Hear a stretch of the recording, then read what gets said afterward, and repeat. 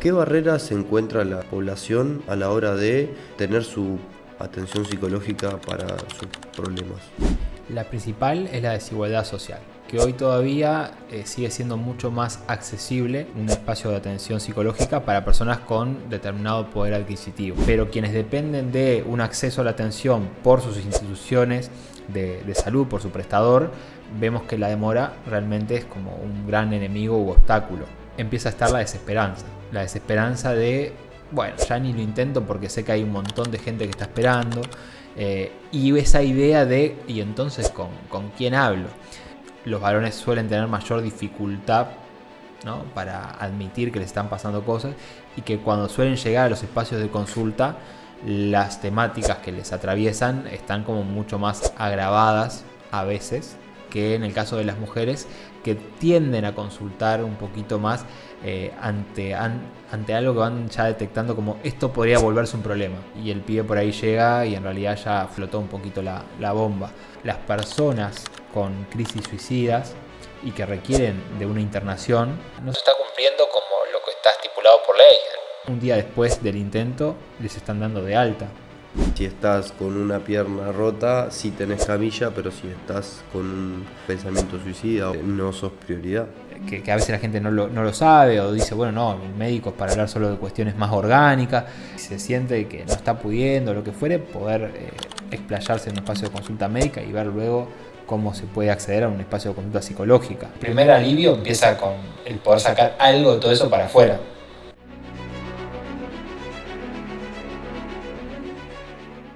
¿Qué pasaría si habláramos de salud mental antes que duela? ¿Y qué pasa cuando duele y no sabemos a quién acudir? En este capítulo vamos a enfocarnos en las vías de acceso, las líneas de apoyo y los pasos que podemos dar como sociedad para no dejar a nadie solo.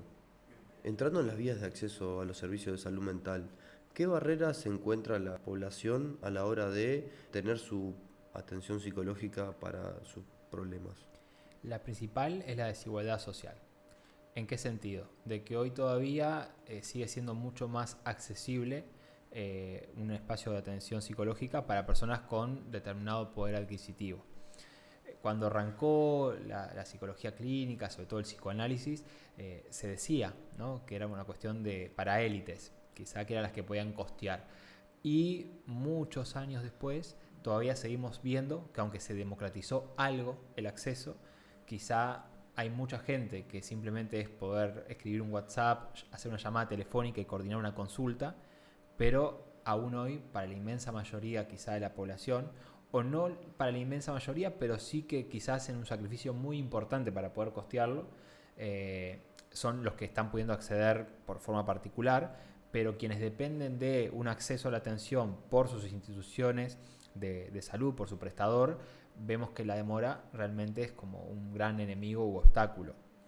Y también esto de cuáles son los grupos objetivos para el Plan Nacional de Salud Mental, y cómo hoy en día quizá ni siquiera la celeridad que le llaman dentro de la salud, que es la rapidez, se da en esos grupos incluso objetivos para el programa. Entonces, por un lado, explotan las demandas, ¿no? Hay mucho interés de poder acceder a una consulta psicológica, pero a su vez también empieza a estar la desesperanza de, bueno, ya ni lo intento porque sé que hay un montón de gente que está esperando, y esa idea de, ¿y entonces con quién hablo? Que esto tiene mucho que ver con el auge hoy en día de las preguntas que se le hacen a un chat GPT o a inteligencias artificiales sobre nuestros estados de salud mental, ¿no? Ayer justo estaba leyendo una noticia que decía que lo que más le preguntan a ChatGPT es por cuestiones de salud mental. Entonces, sabemos que no sustituye una ayuda profesional, sabemos que tiene un montón de límites la herramienta. Prefiero no centrarme ahí con la respuesta, pero sí decir, bueno, como síntoma, ¿qué nos dice que la gente se esté apoyando tanto en las inteligencias artificiales para preguntar sobre cuestiones de salud mental o para ensayar unos análisis fallidos que simulan una psicoterapia? Sí, lo único que visibilizan es que el problema está. Y que la respuesta no está siendo a la altura del problema. Y después también todavía vemos alguna cuestión ahí sí también de género, de que los varones suelen tener mayor dificultad, ¿no?, para admitir que les están pasando cosas, y que cuando suelen llegar a los espacios de consulta, las temáticas que les atraviesan están como mucho más agravadas a veces, o muchas veces, que en el caso de las mujeres, que tienden a consultar un poquito más ante algo que van ya detectando como esto podría volverse un problema, ¿no? Y el pibe por ahí llega y en realidad ya explotó un poquito la bomba. Y por lo cual también el estado de salud mental está un poco más afectado. Pero bueno, eso es histórico en cuanto al género como determinante social de salud. Sabemos que las mujeres ejercen como su rol más de promotoras de salud y de cuidados a la interna de la estructura familiar, en el marco de cierta estructura, de cierto orden también de género, y sabemos que los varones, hablando mal y pronto, se boludean un toque más. Entonces, desestiman, creen que lo que les pasa no reviste gravedad, que no es para tanto, y después cuando se abre esa puerta en una consulta psicológica, bueno, se logra dimensionar que lo que pasaba a veces sí es para tanto y que va a llevar un tiempo importante el acompañamiento para poder recuperar ese estado de salud mental. Sin duda que el varón de por sí, no solo lo que es la salud mental, sino que es su salud en general, posterga, siente que siempre que puede, que se le va a pasar. Nos criamos con ese concepto de hay que aguantar, entonces es difícil también a la hora de expresarse y de buscar soluciones, acceder o siquiera ir, sacar una consulta o conversar sobre el tema, porque ya venimos como programados desde ese lado, ¿no? Y también hoy uno en las consultas se da cuenta que muchas veces llegan porque sus parejas mujeres, porque una madre, una hermana, pero generalmente figuras femeninas son las que le marcan, che, hacete cargo y algo te está pasando. Y que muchas veces es ante la amenaza, sobre todo en las parejas, ¿no? De si no vas, se acabó, o te dejo. Entonces, el desafío para nosotros es gente que llega no convencida, que llega más por un pedido de un otro, que empieza a construir demanda y a desarrollar como esa confianza y esa alianza terapéutica a partir de que empiezan a pasar los encuentros, pero que de entrada es, yo no estoy acá porque quiero, sino estoy acá porque me dijeron que tengo que venir, ¿no? Entonces pasar de eso a, estoy acá porque efectivamente lo elijo y porque creo que hay cosas que tengo que laburar y que hay cosas que laburaré y me harán mejor intrapsíquicamente y mejor interpersonalmente. Si alguien tiene un problema hoy, ¿cuáles son las vías de acceso que existen en nuestro país?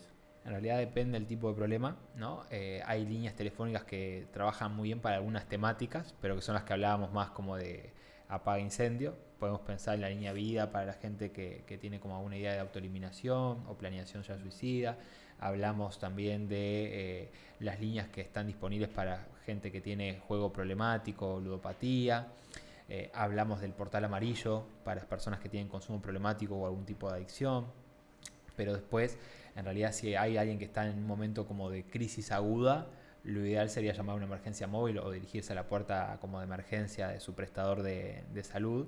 Y después sabemos que las vías de acceso, tanto en el mutualismo como en ACE, por lo general son a través de comité de recepción, donde dependiendo del tipo de problema que se presenta y la justificación que da la persona de por qué necesita un acompañamiento psicológico, es como el tiempo después que se espera y que sabemos que no está haciendo todo lo rápido. De hecho, algo que me está preocupando mucho en el último tiempo tiene que ver que hasta las personas con crisis suicidas y que requieren de una internación no se está cumpliendo como lo que está estipulado por ley. Entonces tenemos personas que requieren de poder estar unos días mucho más tranquilas y sin embargo un día después del intento les están dando de alta, y eso no está bueno, no está bueno.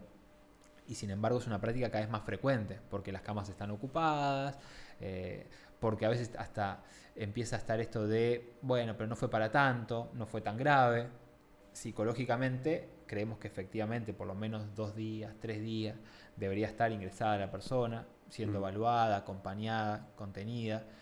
Y cuando no hay una red de sostén, a veces es mandar a la persona nuevamente a su casa, ¿no?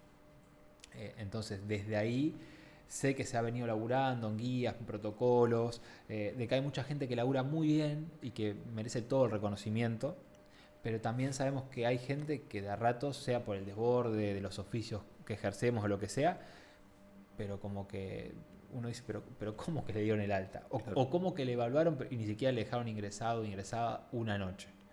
Y ahí entra, ¿no?, lo de la falta de recursos que hay, porque si estás con una pierna rota, sí tenés camilla, pero si estás con una crisis o un pensamiento suicida o necesitando una internación por salud mental, no sos prioridad. Como no hay camillas, te mando para tu casa. Y también las desigualdades de clase en cuanto a las clínicas para diferentes temáticas, pero la calidad de unas y de otras, ¿no? Lo mismo los tratamientos.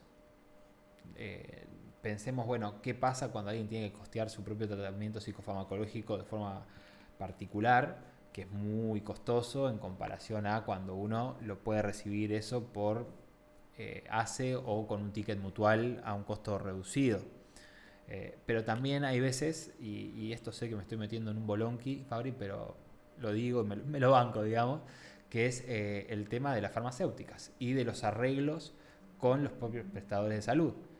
Yo me he cansado de ver pacientes en distintos prestadores de salud, ACE y mutualismo, que dependiendo el mes es de qué laboratorio han comprado la droga. Y sabemos que, aunque es la misma droga, hay unos matices dependiendo del laboratorio. Entonces es como, bueno, no, acá te estamos dando la medicación, pero no es la misma medicación todos Un los mes tomo meses. una, al otro mes tomo otra. Que es la misma droga, vamos a llamar, bueno, Sí. capaz que no mencionamos ninguna, pero es una, ¿no? Pero de este laboratorio un mes, de este otro la otra, y porque son los arreglos del prestador con la farmacéutica. Y sin embargo, la propia persona te dice, che, pero yo no la siento igual, y con esta me levantaba perfecto, y ahora esta me deja resaca, y todos los meses me la están cambiando, eh, sin cambiar la droga, que eso sería ya muy grave, pero sí los matices que hay entre laboratorios.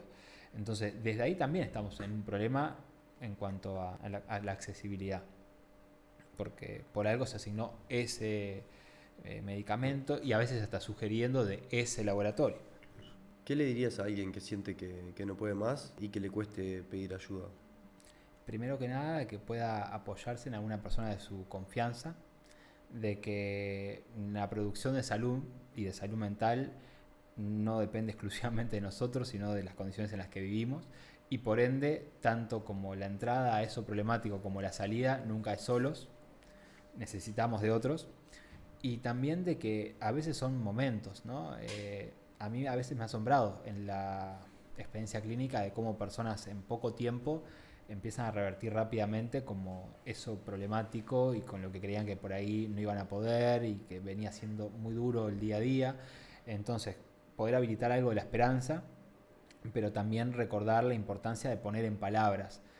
Y sabemos que poner en palabras no es una cosa sencilla, es una tarea bastante difícil, pero también a veces cuando decimos poner en palabras no necesariamente es esto de una charla ahora mano a mano, sino que si para vos tu manera de poner en palabras es escribir no sé, un mensaje de texto eterno, de esos larguísimos, y mandárselo a alguien de tu confianza, o es mandar un audio, o es escribir una carta directamente, más anacrónicamente, ¿no? Papel, no importa la vía, lo que importa es poder comunicar y comunicar algo de lo que te está pasando, que tampoco necesariamente tiene que ser todo lo que te está pasando, y recordar que el primer alivio empieza con el poder sacar algo de todo eso para afuera.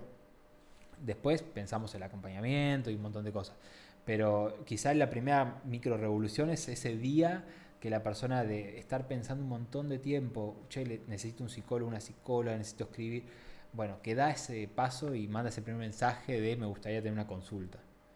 Y que a veces sabemos que, bueno, no solamente es el tiempo de espera del que hablábamos de los servicios, sino que puede ser que vas y no te sentís cómodo y que buscas otra persona hasta que llegás al lugar que crees que es el mejor lugar posible para cuidar, para recuperar tu salud mental.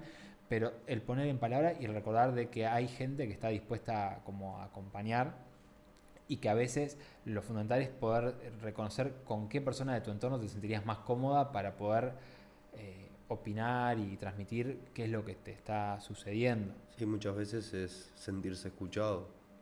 Quizás un amigo, un familiar, todos son agentes de salud y te pueden escuchar y por ahí con esa liberación de lo que querés comunicar, hasta uno mismo se siente como un poco mejor, ¿no?